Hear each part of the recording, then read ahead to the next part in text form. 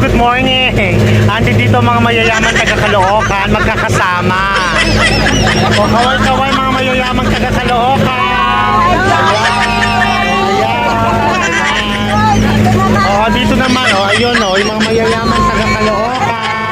Ayan, Dahil mayaman kami, plano namin bilhin yung mga isla rito sa Zambales. Para dito na kamaninirahan. Okay.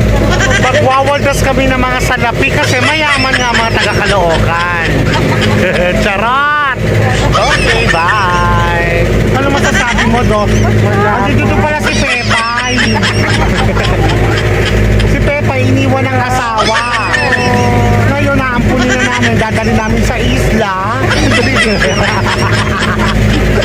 Okay, Pepay! Bye! Si Pepay mukhang inapi. Okay.